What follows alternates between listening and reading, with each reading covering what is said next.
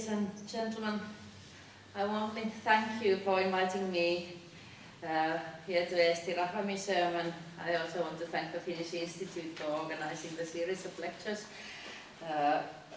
It is very lovely to be in this charming city of Tartu, and I haven't been in your new National Museum, which is so interesting.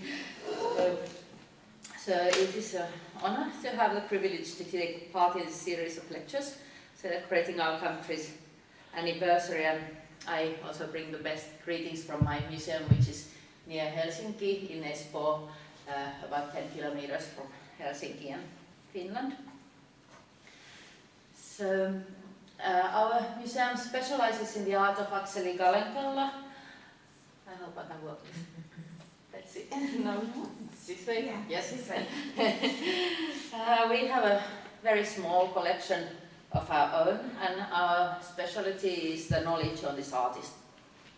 So we also keep a register of his works, and we keep in contact with the owners of the artworks, and we help other institutions, research and general public find their way to the information they need.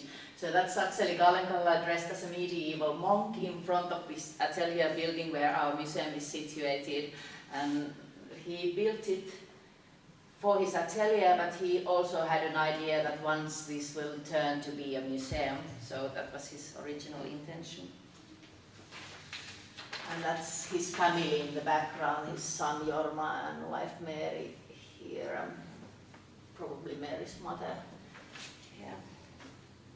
So I first tell you something about Akseli Gallenkalla as an artist in general, so then you can place his national romanticist work in context better. So a few pictures. Oh, sorry, forgot. I had a look at our archives to look if they have something on Estonia, and I found that there are some letters from Eesti Kirjandussektsioon, and then there are some letters from Aksel Ulay Heikel and the other Heikel, whom I don't know.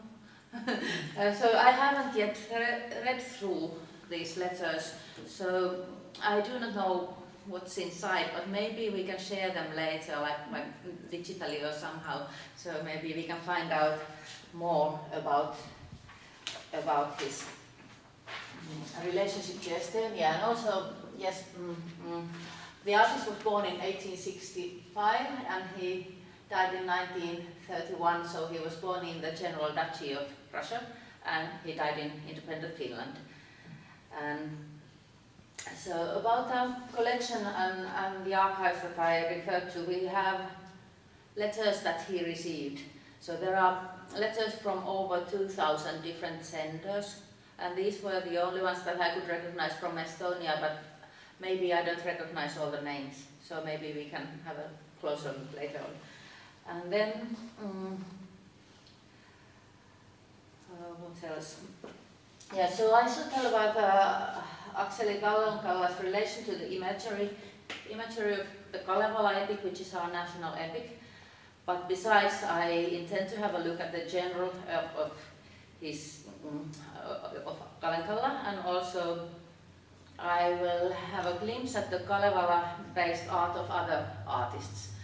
And in this presentation I show quite a few examples of Akseli Gallenkalla's art in general in order to place the Kalevala imagery in context, but I first show the known connections he had to Estonia. And there are two childhood images. When he was 15 years old, he made a trip to Tallinn, where his stepbrother was a veterinary, and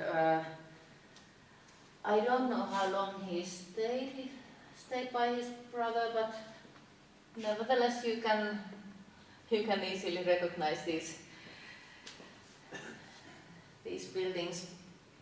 And maybe if we had a closer look at his letters to his brother and the family letters, we could learn something about the Tallinn period of his brother. This is all quite new to me. I just recently had a closer look at what I can find about Estonia. And then I found an image it says on the other side of the image that it is from Tallinn Harbour, but I cannot recognize the place. Maybe somebody else can. I don't know the year, I don't know who took the image, but for some reason it belonged to the collection of Akseli Gallenkalla.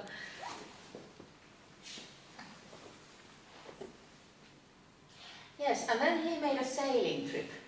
He made a sailing trip together with Anders Zorn and Albert Engström, two Swedish artists.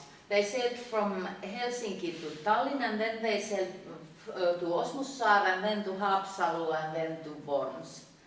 And especially in this Osmussaar, where there was this Swedish-speaking population still, they got in contact with these Swedish-speaking people, and they wanted to know about the ancient times, and they very strongly emphasized with the feelings, and they said that they could get something from the common past, so it was very romantic, this trip there. Yeah, and then I put some names that I found on articles that they met there. They are Estonians. Magnus Bruus was a pilot, but probably not well known in history. He was an ordinary pilot who took ships to the harbour. And then there was this Count Stackelberg, who is a count, but I do not know more about him, but nevertheless they met.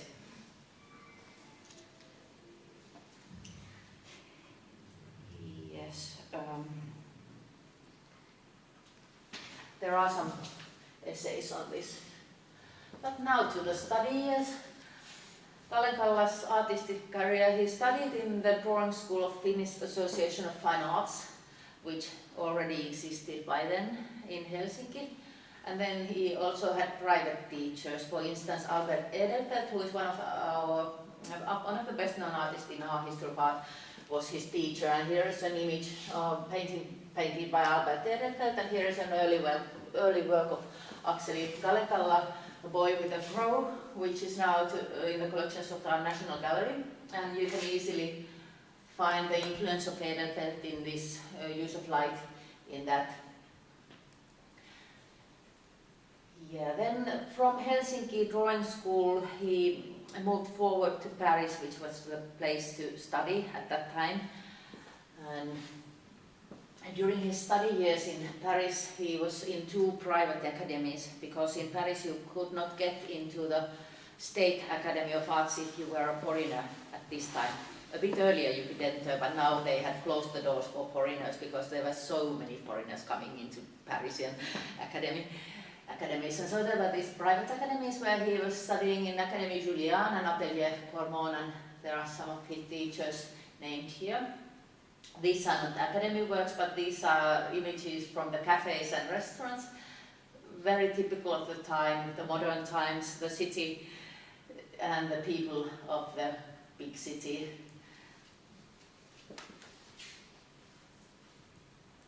During the summertime he came to Finland usually, and then he painted landscapes from the Finnish countryside, some earlier landscapes.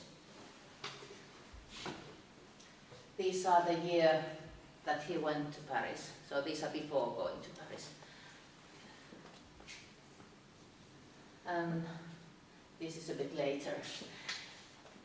But landscapes, yes.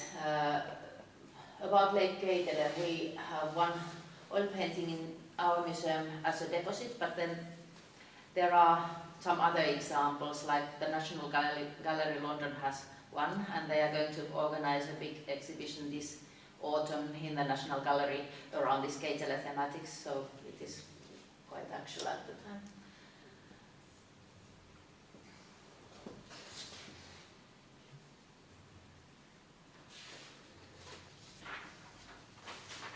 So one of his interests during his times, summers and sometimes also winters in Finland, were images of common people. So how to depict people, common people, changed from Albert Edelfelt's idealized image of the people towards more realistic imagery of the people. And Gallenkalla had this privilege that he had two languages.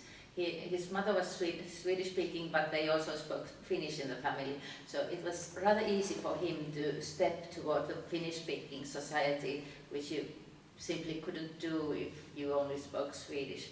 So this was also a time about the language quarrels in Finland, especially a bit later. And people were taking sides whether to be Finnish or Swedish speaking, but he was bilingual.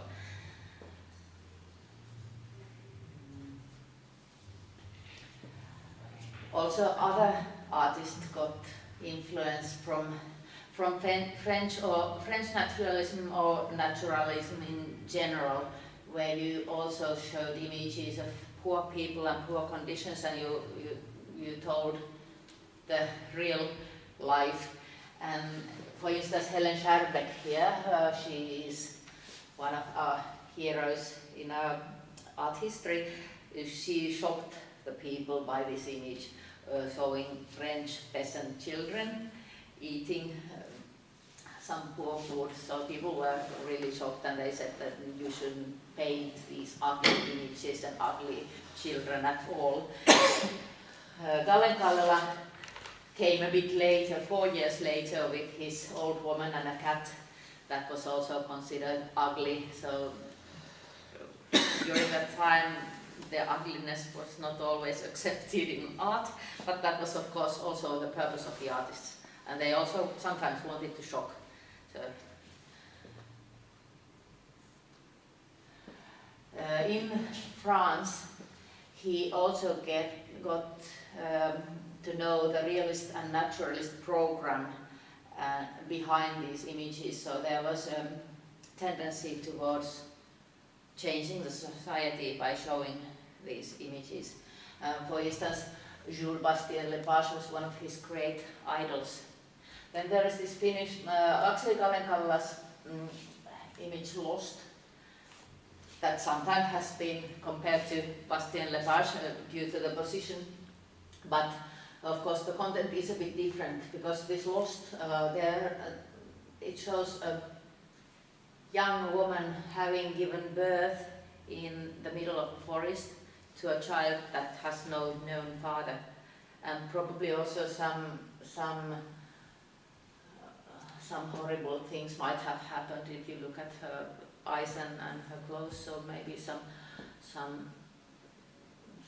I cannot really identify, but yes. And there are some sketches where you also can see a small died baby. So sometimes women went to the forest to give birth to babies that were unwanted, and they even killed their own babies.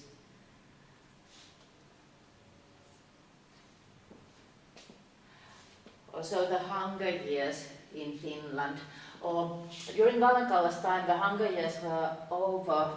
The worst Hunger Year was 1868, so when he was 3 years old. He lived in southern Finland, where the situation wasn't so horrible, but in the north and northeastern parts, people were dying of hunger.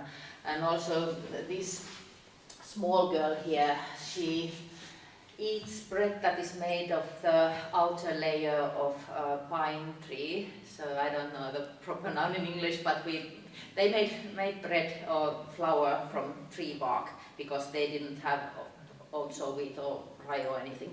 We do the same. Yeah. And there might be some healthy ingredients in the bark too, so if you forget the hunger part, then we might try it once again. Yeah, this orphan boy, there is in the back of the picture or the painting, there is a text saying that this young boy was sold in an auction. They kind of sold children to wealthy families so that they could adopt a child and then take it to the family and pay for it a little bit. And sometimes they were treated very nice, but not always. So sometimes the children of the family, the own children, were in better position than these orphans that were taken in.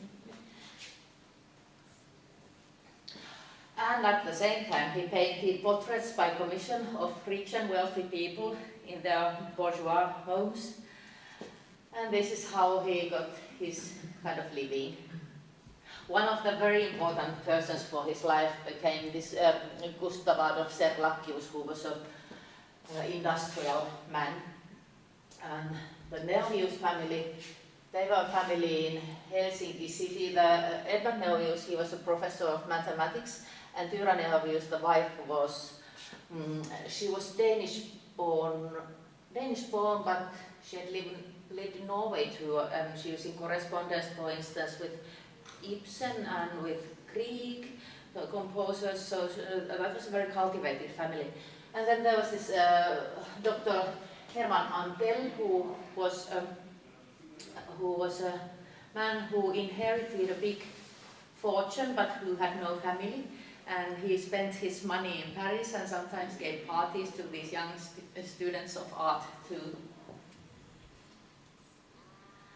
Then there are portraits of family and friends. For instance, the portrait of Akseli Kalenkala's wife, wife as Madonna, and the portrait of his mother, both very good examples of his portraiture art from different periods. This I would like to go into details, but I'll try to keep in time. So look at the background. There are lots and lots of items that are collected from Karelia, where they went for their honeymoon.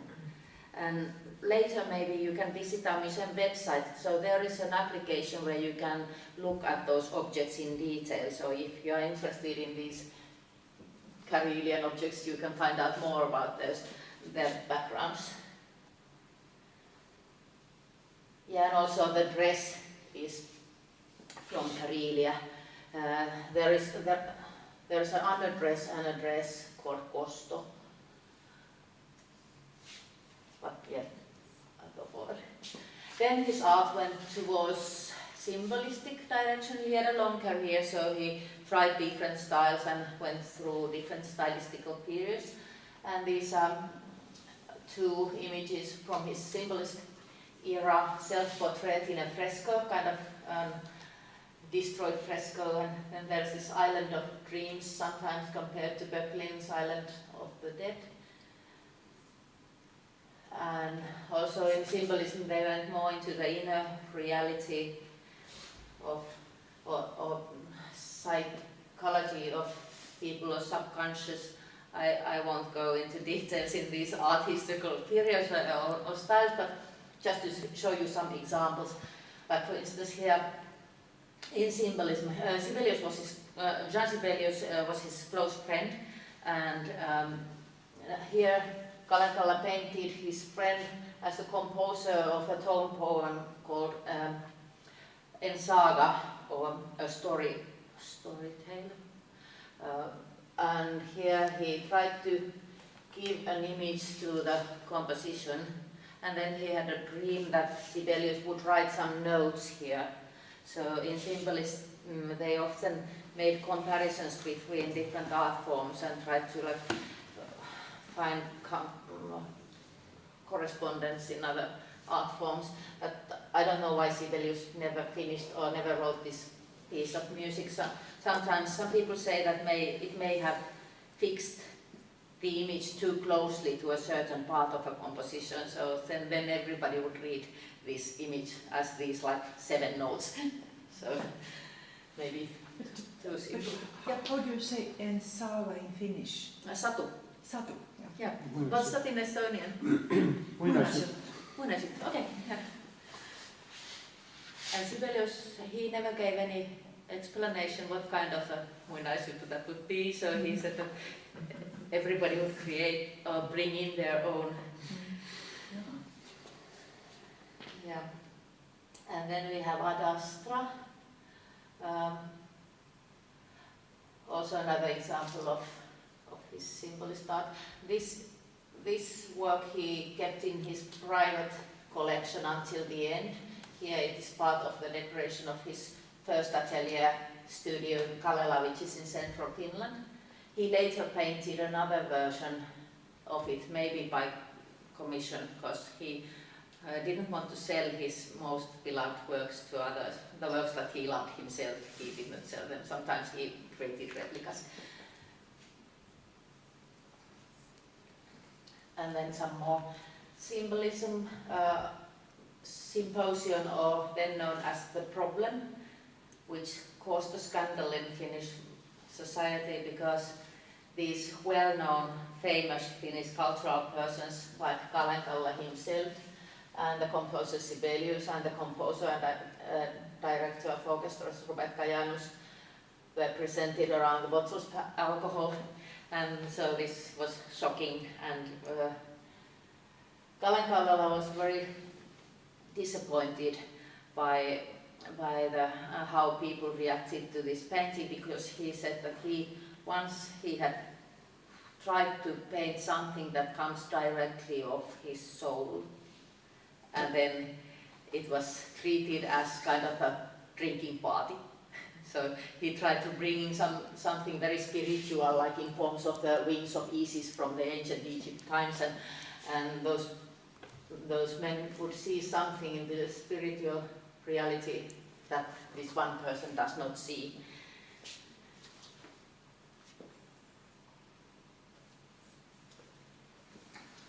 Yeah, then Kalenkala, well, after that image, nobody bought any art, so he was really going through a miserable period because his fame had gone and he couldn't get his work sold.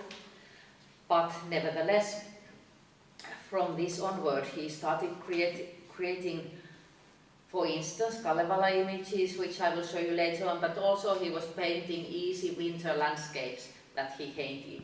He said that these are bread for the family, I will paint some more white winter landscapes and then I will get bread.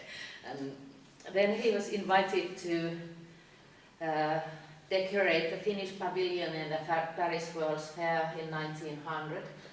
We had a possibility of building our own pavilion even though we were part of Russia. And the architecture was by Elias Saarinen, Armas Lindgren and Herman Geselius, and here's the pavilion building that no longer exists. And Edelfelt was pretty much involved together with Leo Mekelin, and they suggested Kalenkala paint frescoes and also takes part in inner decoration of the pavilion, and he painted frescoes out of our national epic Kalevala that were highly praised, and they were also, this was a time for us in a politically very important because the Russification had started in 1899 in a very strong mood, and the so-called Finland's cause was openly in European press, and European intellectuals were taking part in this Finland's fight against the situation. And Kalenkala's frescoes were, even the pavilion, the rules were that you shouldn't put any art in the pavilion, because the art should be in the Russian department, where it was. Kalenkala's art was represented there, but then the frescoes were said that they represent the Finnish way of living, for instance, farming the land or industry or other forms of living, and that they are not art, and that is why they can be there. And the topics were taken out of the Kalevala, and then he put a very articulated political message. For instance, those snakes here in this one image were in the colors of the Russian flag, so it was pretty obvious there was something more to it. Oh yeah, but too long a story. I will continue to the Juselius pavilion.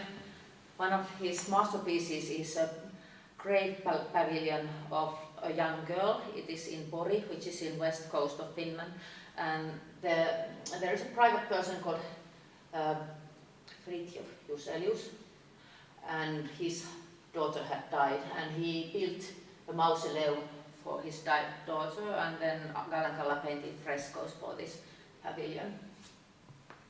So that was a period of frescoes, starting from the Parisian frescoes and then to Juselius, and then there were others too. So his interest was in mural painting at the time. Then we jump forward. So after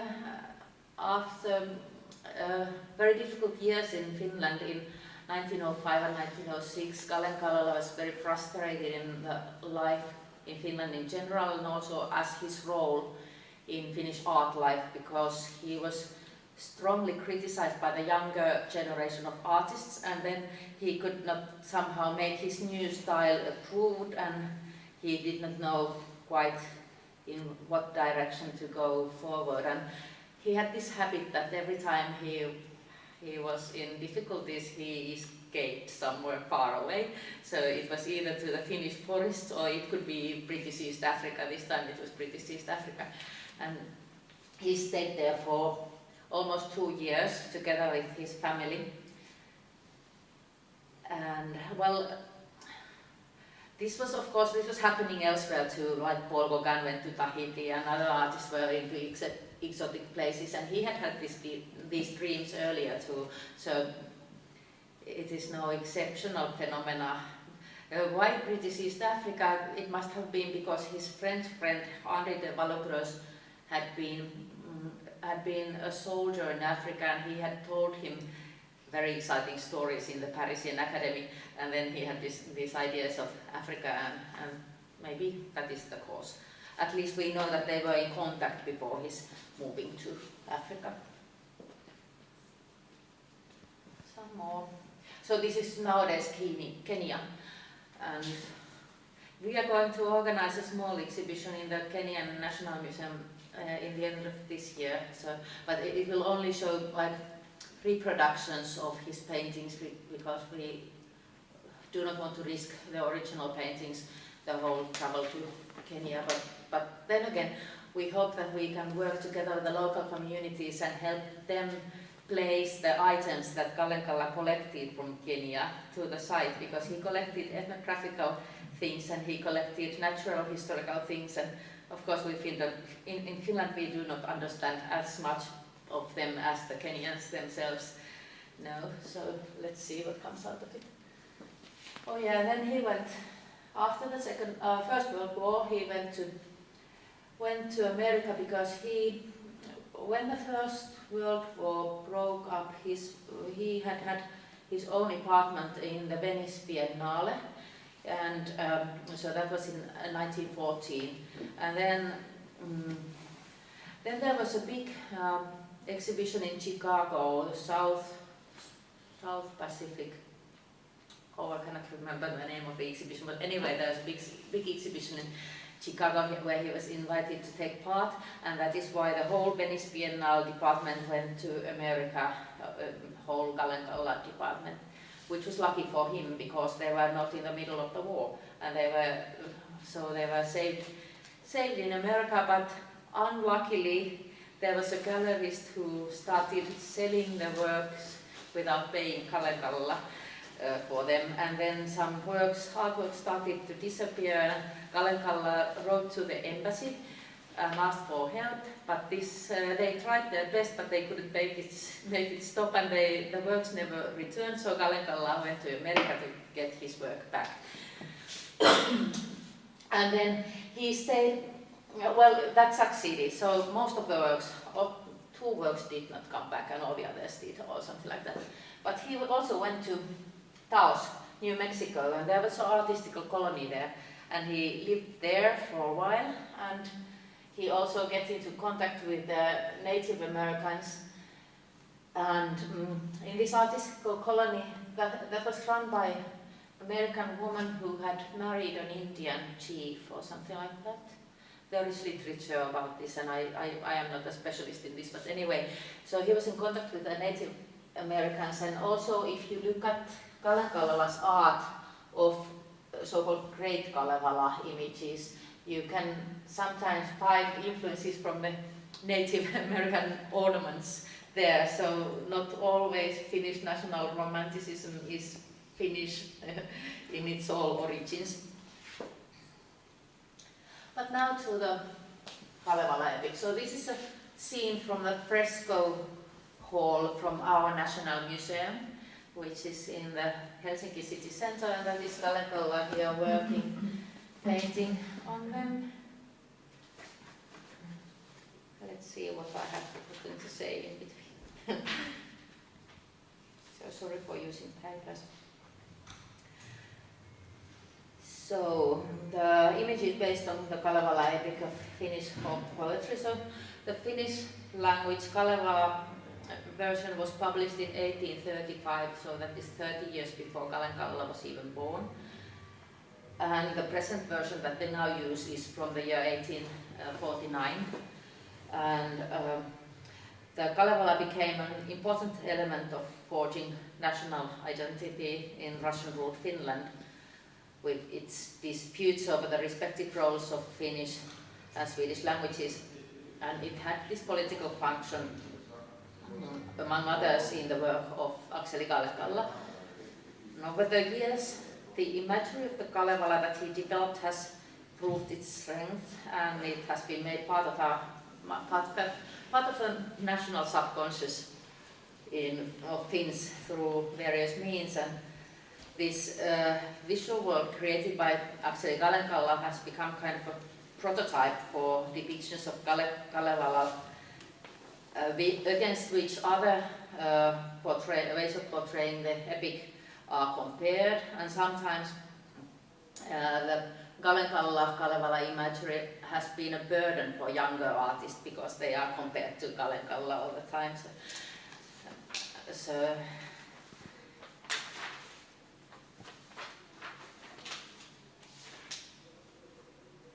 first, oops.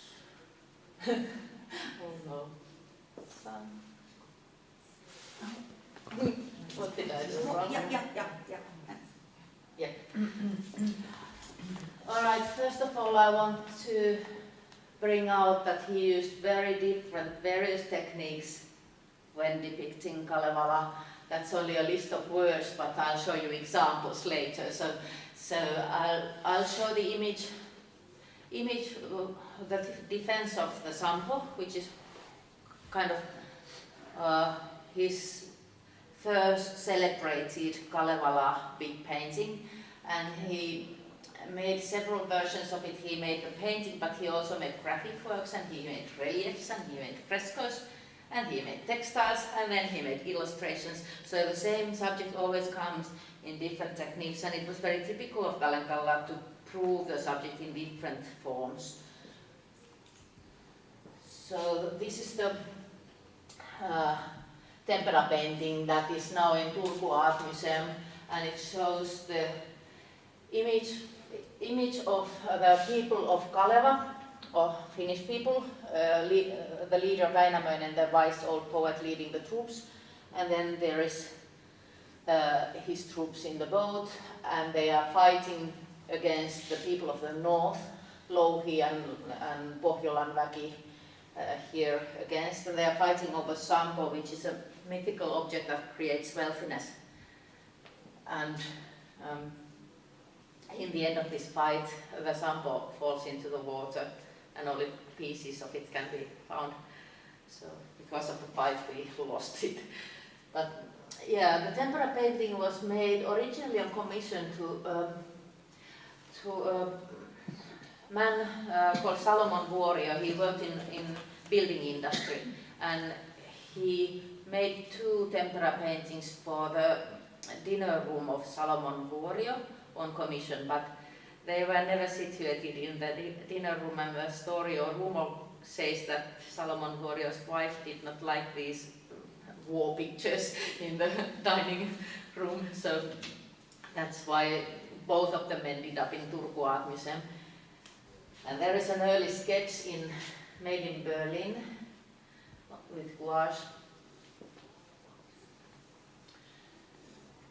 Before the tempera painting, he made the woodcut. There are 2 print versions.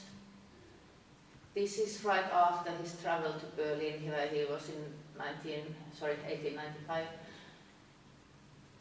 He must have seen some Japanese woodcuts in Berlin too. So. And he was, of course, it was certain that he saw Japanese woodcuts in Paris, and he had even collected some of those. And this is even earlier. This is 1894. That's a relief. Here It is funny, the image of Louhi here is, she's like a snake here.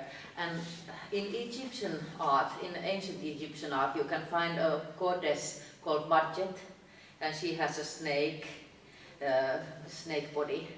And here also, before in this, these stars that I quite recently found on the other side of this wall, there is a painting where you can see these Egyptian stars. So they were interested in ancient cultures, and they took elements from other cultures too, even though we have later sometimes turned Akseli Gallenkalla only a Finnish national romanticist, but he was romanticist in general, and he was looking, they had some ideas that in these ancient cultures you would have some sacred wisdom that is common for people everywhere, and we have now lost the connection to the wisdom, and that is why you should turn to the ancient wisdom. Then the frescoes, yes. First to the Paris World's Fair. This is a sketch because the pavilion does not exist any longer. And this is later in 1928, he recreated the frescoes in our National Museum entrance hall.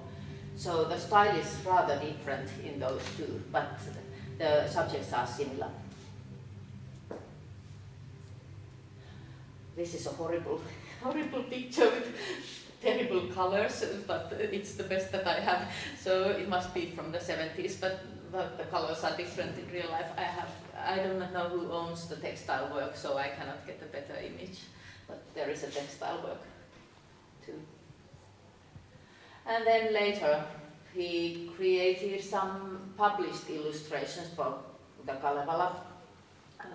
So-called the illustrated Kalevala, where there are not woodcuts and not lino cuts, but graphic images, and it was published in the 20s. And then he tried to create the so-called Great Kalevala. That was his dream. He wanted to make a book like a medieval manuscript that would contain all the 55 poems of Kalevala. And he tried to get somebody to finance this, and that is why the Kalevala Society was kind of founded in Finland. But he never got the real funding, and he only made 5 poems out of this 55. But the Great Kalevala images are very wonderful, and I hope to show you some examples later on. They belong to our collection.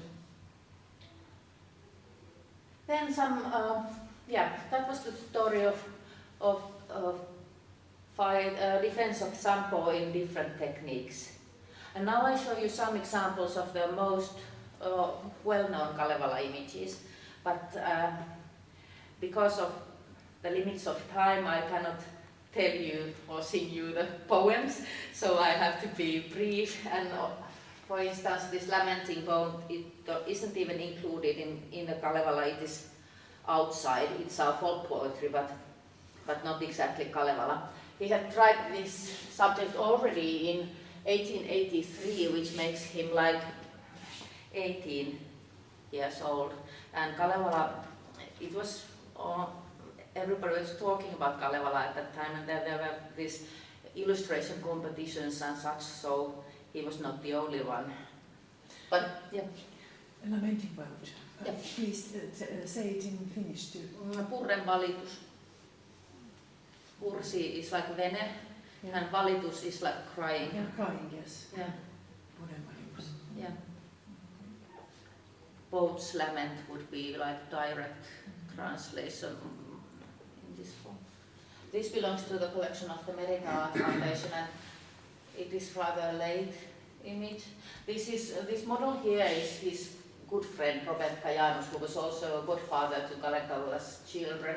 And Gallenkalla says that painting this image gave him great hope during the times when he was like very frustrated and everybody else was going to Central Europe and to free countries, and he was like suffering in Finland. And then he looked at the what is kurki in those cranes that were flying to south, and he wished that he could fly with them, but he had to stay in this cold and dark country. And then he painted Purren valitus. At the same time, he met with Maxim Gorki, who escaped through Finland and they were good friends too. But that is another story. But sometimes you can see these two paintings in same old photographs because they were painted in the same studio. And I was about to say about this early image that you can see the influence of the Nordic mythology images like Viking stories, because that's where they got some inspiration from the other Nordic countries. And sometimes, like in these early Kalenkala images, you see the influence. Then Lemminkäinen's mother is one of the best known images of his Kalevala art. I will only tell you that Lemminkäinen has been trying to shoot the swan of the death that guards the river between death and the living. And because it is a creature that can go to the other side and come back, it cannot really be killed, but because Lemminkäinen is this is my interpretation, Lemminkäinen is rather stupid because his mother is a very powerful noita, or this that, and he does not understand that the wisdom is right next to him. He always goes somewhere else, and he has not been listening to the mother who says that if you want to do this and this and this first. And then he tries and goes and tries his own way, and then he gets killed. And finally the mother comes and rescues. So, but just as a comparison, Danish artist Brende Kilde and Lutzwit. So these images, they are created from many sources, and sometimes the forms can be similar to, like Brende Kilde certainly was known to Kalenkallella, but of course the message of the image is different, and the situation is different.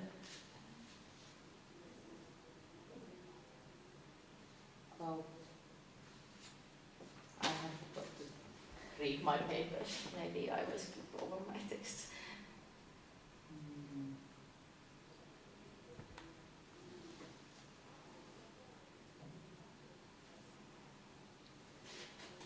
Yeah, the Kullervo cursing.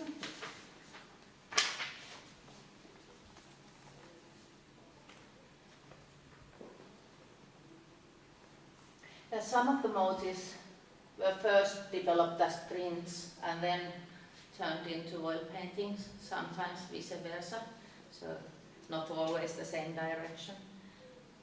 Kullervo is the most tragic figure of our national epic, and his story is probably the story that most images were made of. Somebody has done research, I cannot remember the name of the researcher, but he had counted how many images on which subject, and Kullervo is the most used subject.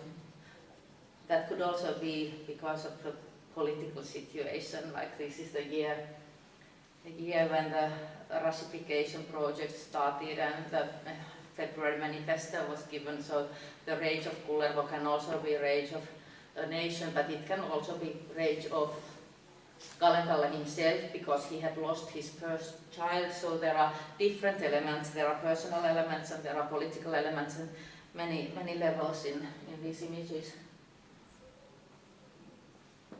Vengeance of Joukahainen, the couple to the defense of the Sampo. And also here as an etching.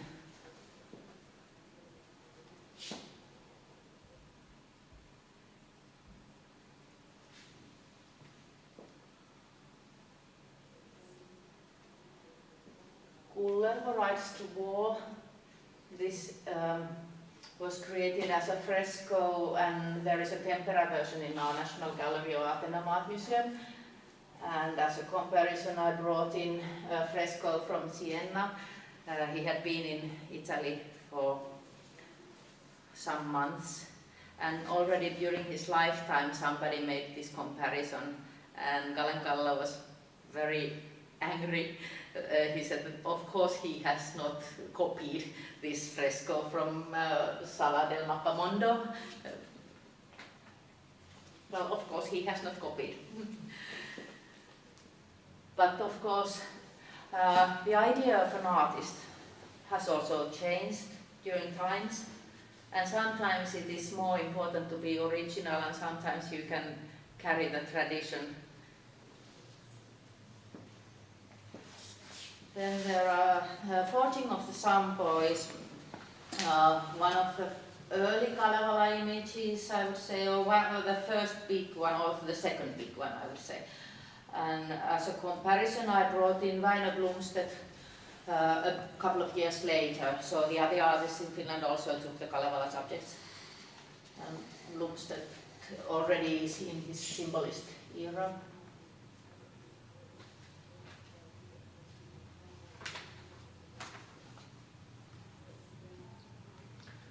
Okay.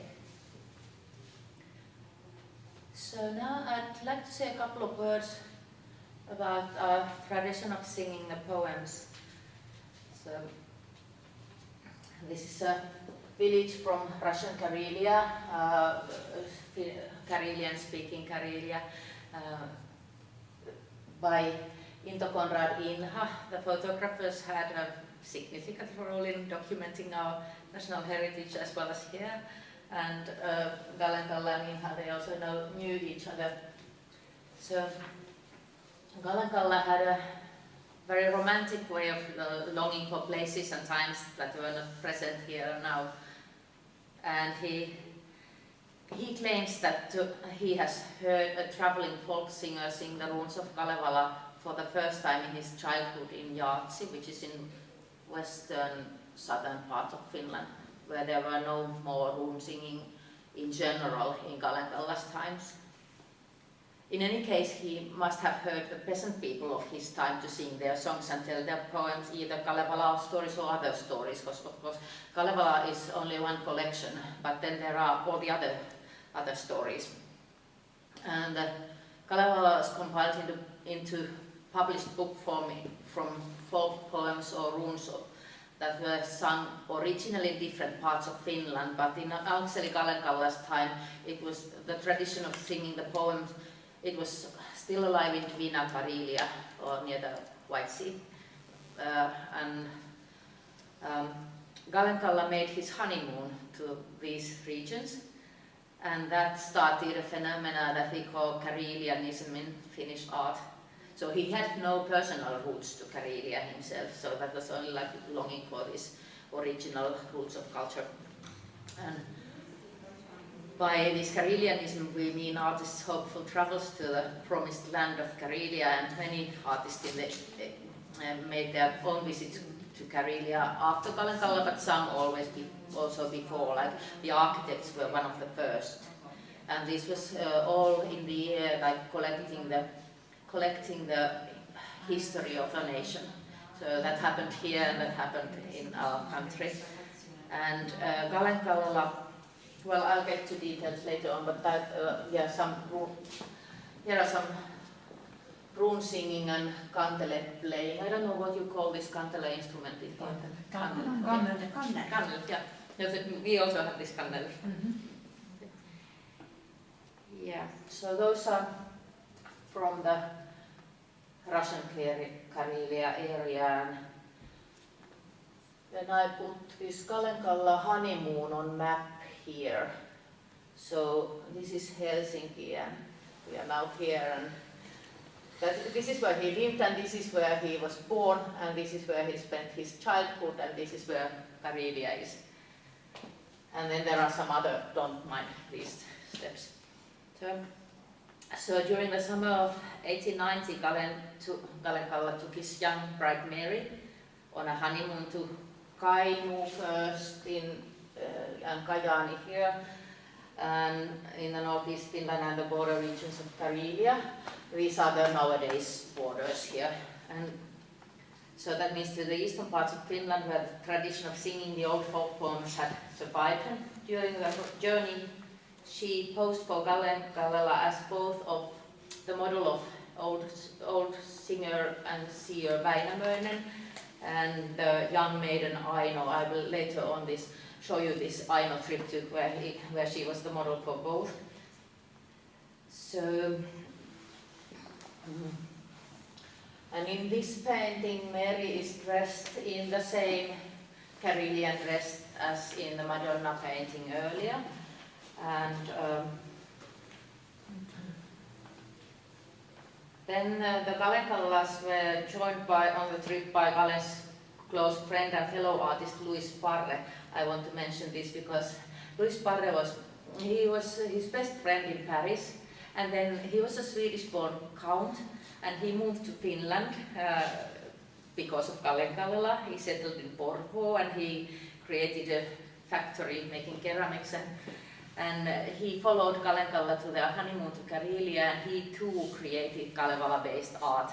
But Louis Parre's Kalevala-based art, it never got very famous, and sometimes when you read about people writing about this Kalevala art, they say that of course he cannot paint Kalevala because he is a Swede. But I want to question this because they are very fascinating, and he was very interested in these people, and he was very capable of collecting. So but I'll return maybe to Louis Parre.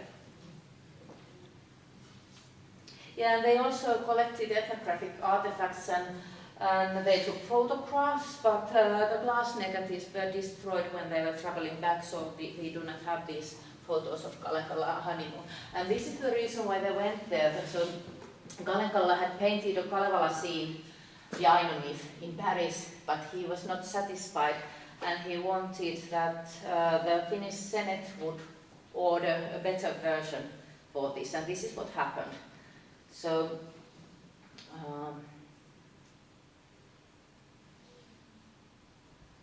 yeah, so they wanted to gain authenticity in the images of Kalevala, and this was his first subject choice for large-scale Kalevala painting, although he had worked on other stories of the Kalevala in small format earlier. But the first triptych version of the Aino myth was finished in Paris, and thereafter he painted several other versions. And the large version here, the Parisian version, gave him cause to work on the visual idiom of the Kalevala imagery when he returned to Finland. And he had devoted a great deal of effort to this painting, and he had hoped that the Finnish Senate would commission him to paint a new version of it. And this happened in due course, and the honeymoon started. And then, yeah, maybe we made it again. Go away.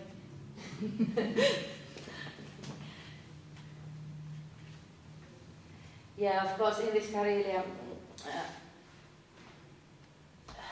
a few more words about Karelia here. So it was thought that there had once been an ancient golden age of Finnish culture, the remains of which could be found where the old poems or runes were still sung. And these motifs and the images of Karelia were reiterated in music and the written word, so in literature, and the idiom forming various genres of the art. And I was just thinking about these trips to Karelia, that in the late 19th century, Estonians also collected the national heritage in large amounts. And the artists found Finnish architects and artists' travels to small villages in Finland inspiring.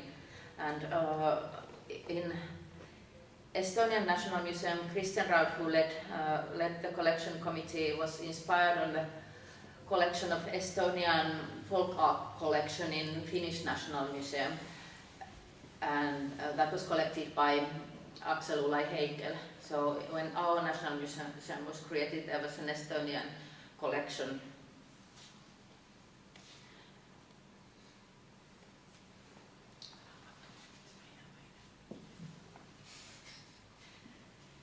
Yeah, so this is the image where Meri Kalevala lays both the model of Väinämöinen and Aino.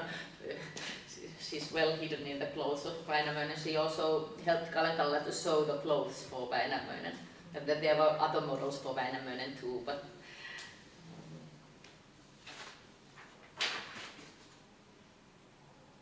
so in this work, he treated in a new way the Nordic summer life, and that's a very important theme in Nordic art in general. So they talk about the Nordic light, and artists were proud of it. And the frame of the piece was also designed by the artist himself with influence from the Karelian vernacular architecture and ornament. So you see, yeah, I forgot to say, there's an earlier version, so you see also the ornaments taken from Karelian architecture, and very bad sketch, but also, anyway, a sketch showing his intent. And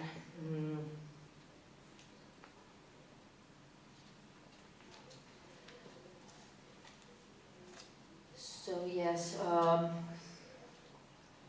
in Gallen's day there was much talk about the proper way of depicting the Kalevala. Gallen created his first paintings of these themes in an atmosphere of realism and naturalism, which marked a definite change in the way in which the epic was portrayed. Realism had made myths an unfashionable subject of art, but Gallen gave the imagery of the epic an updated contemporary appearance, and he sought to include in his first Kalevala paintings scenes that would give the impression of real events. This was also a question if the events were real or if they were invented. And also with regard to this relationship with reality, it was important to focus on the common people of Finland and the environment of the singers of the poems. Having grown up in a family of a civil servant in the countryside, Gallen had already been in contact with peasants and crofters in the outlying regions of Finland, which was no doubt associated with the social goals that he assigned to art. When he was visiting Paris in 1892, Gallen saw that realism was kind of over. There were new trends in art, and he had dreamed of success for this final version of the Aino legend at the Salon du Champ de Mars in Paris, but it was not received by any enthusiasm. It was considered to be difficult, and Gallen ultimately painted only few Kalevala motifs in the spirit of realism, but in Paris he also noted that a new spirituality that extended to the arts when he was seeing at the works in the Salon of Rose-Croix, and he took the artistic manifesto of symbolists with him written as a print back to Finland, and the interest of symbolist art in depicting human, mental and spiritual life was passed on to images of the Kalevala. Interest in comparing different religions and theosophical interpretations of the Kalevala as a sacred book also led to a new tone to Kalevala-related imagery. But now I'll show some images of other artists. Oh yeah, some sources, like other artists depicting Kalevala before Kalevala, then the Nordic mythology and its images, but other traditions like I already mentioned Egyptian art, but Christian art, maybe Japanese art. So some images out of the history of depicting the Kalevala. This is contemporary art though, but the first, I suppose Erik Kainberg is the first known artist to give images to the Kalevala, and he was a Swedish-born sculptor, and this relief is in Turku, Åbo University, in Turku, Swedish-speaking university. So, and it was made in 1813, so that is rather early. In Turku we had this Turku Romanticism already in the 18th century. Then we have Gotthelf Borup, who is a Danish sculptor. He created a statue of Väinämöinen in the Monrepos Park, which is in Viipuri, which is now Russia. And here the statue is in its site. But it was destroyed and then later replaced by a statue by Johannes Takanen. But anyway, now we have a Swedish sculptor and a Danish sculptor. Then we have Johan Blekstadius, who was a Swedish painter. This is the first painting out of Kalevala. Finnish folk did not make images of Kalevala. That was oral tradition. Sometimes, maybe in our, if there are noitarumpu, what is that? Noitarumpu. There could be some images that we could look at, but not that I know. Then we had Robert Wilhelm Ekman, he was born in Sweden but educated in Sweden and in Italy. And here he has been painting Lemminkäinen and the fiery eagle at the Fire River, and here is actually Gallenkallela's fiery eagle. Then we have Carl Sjöstrand, also a Swedish sculptor. Here Kullervo addresses to his sword.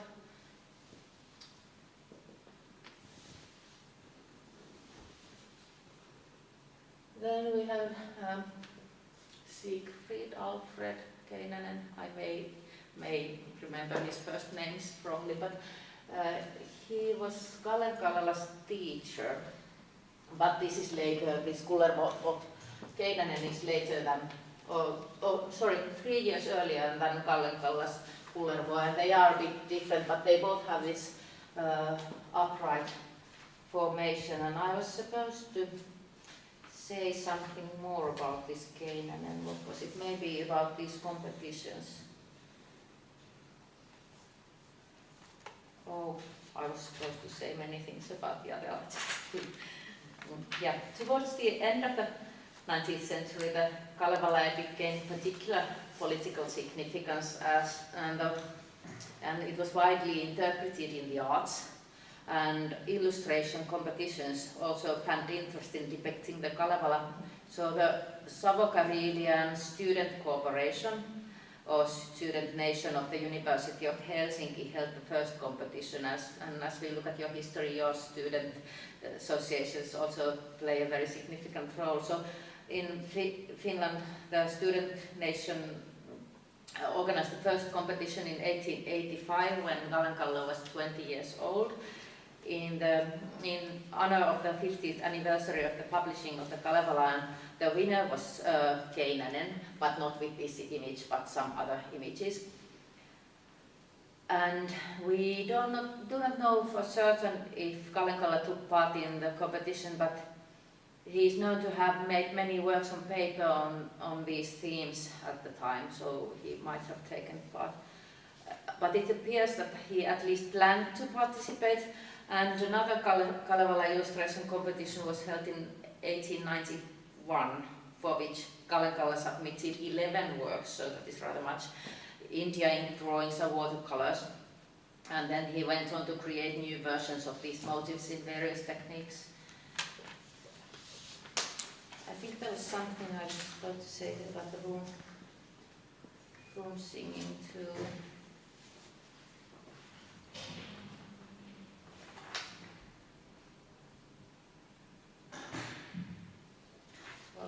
That important about how the Christianity came to Finland, but that is, you know the story more or less.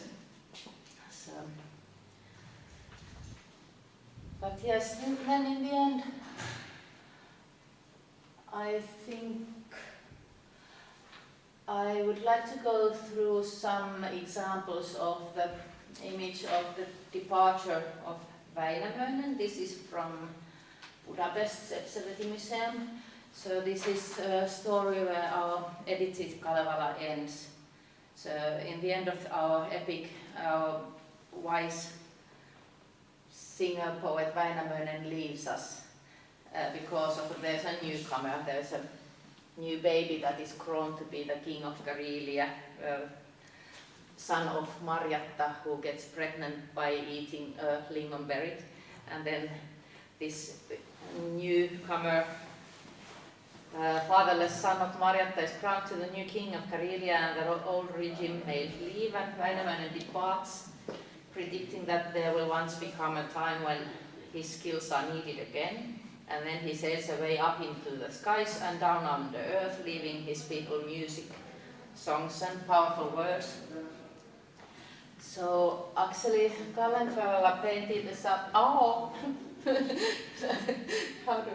painted the subject of Väinämöinen leaving Finland for over 10 years. And the subject was important for him, but it was also difficult to turn into into a picture. The departure of Väinämöinen was the first one of the large-scale Kalevala paintings he painted during the years in Kalela atelier in the wilderness, but it was also the last one he finished. So he started in 1896 and finished in 1906, and he called it his Götterdämmerung. So,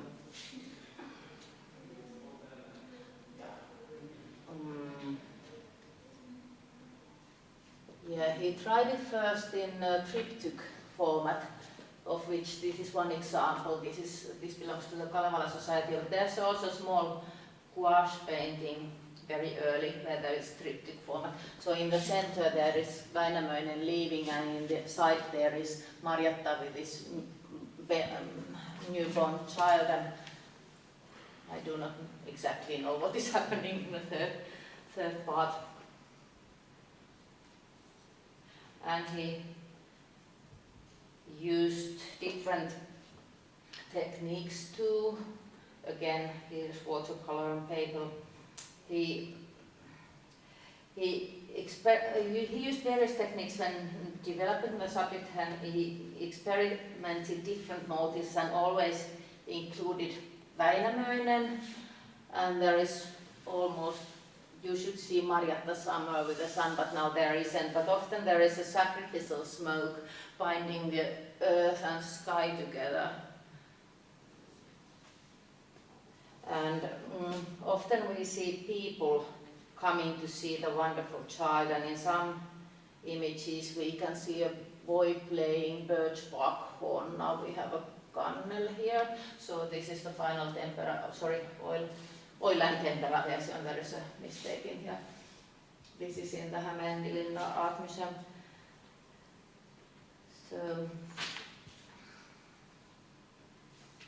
So he finished the painting in the restless years of 1905-1906, that saw the general strike in Russian Empire to transform into internal political fight in the autonomous General Duchy of Finland. And his life and work intertwines in complex and tight ways into these changes in society and policies. And I also want to mention that in 1905, Oskar Kallas published a 50-page essay on Finnish art, including Kallenkallela. And the impact of this essay is better known to you than to me. But Kallas also had his significant influence on the development of the museum institution in Estonia. In Finland, Kallenkalla painted his frescoes, but he did not take such an active role in collecting. So this departure of Väinämöinen painting used to belong to the collection of the Viipuri Art Museum. Viipuri is now Russia. It's situated in a beautiful building by architect Uno Ullberg, a modernist building at the sea in Viipuri Bay. And nowadays it's a filial to the Hermitage Art Museum. So now it is all open to public once again. But when the war broke in 1939, after Kallenkalla's time, the collection of Viipuri Art Museum was evacuated to a small village of Rautalammi in Peura Museum because of, besides of saving and evacuating lives of people, the Finns saw it important to also save the cultural heritage. And this is exactly the point of Väinämöinen's teaching. So the kantele instrument is golden, and an important role is played by the next generation, represented by the young boy trying to learn the basics of kantele. So after the war, the former intendant of the Viipuri Art Museum suggested the collection of Viipuri Art Museum to be deposited in Hämeenlinna, and that another art museum should be founded to host them. So he had spent his childhood in Hämeenlinna, and then he went to Viipuri to work as a museum professional. And then maybe he had something, maybe he liked Hämeenlinna because of that childhood of his, and maybe he was in favor of the town. But anyway, many cities were interested in this collection. And finally 2 art museums were founded, the other one in Lahti and the other one in Hämeenlinna. In both these cities many Karelian people were settled after the war. So these cities received thousands of people coming from the territories that now became a part of the Soviet Union among my grandparents. So in the Second World War, Finland lost parts of its eastern territories, and people from Karelia were evacuated to western Finland. So we had a population of 3.7 million inhabitants, 3.7 million of which 400,000 lived in Karelia. So it is rather much. And so now when my grandmother is 100 years old, she still lives in Hämeenlinna, and the painting Väinämöinen's Lähtöins in Hämeenlinna Art Museum. And in contrast, my mother's grandfather stayed in Karelia, and he was therefore removed somewhere near the Black Sea due to Stalin's policy, and we no longer are in contact with that part of the family. So the tradition of singing the poems is a tradition in which every singer adds his or her own interpretation and modification to the song. So there is no such thing as an original song. Every song is original. It appears in a certain place or time, and the tradition of art history is pretty much the same.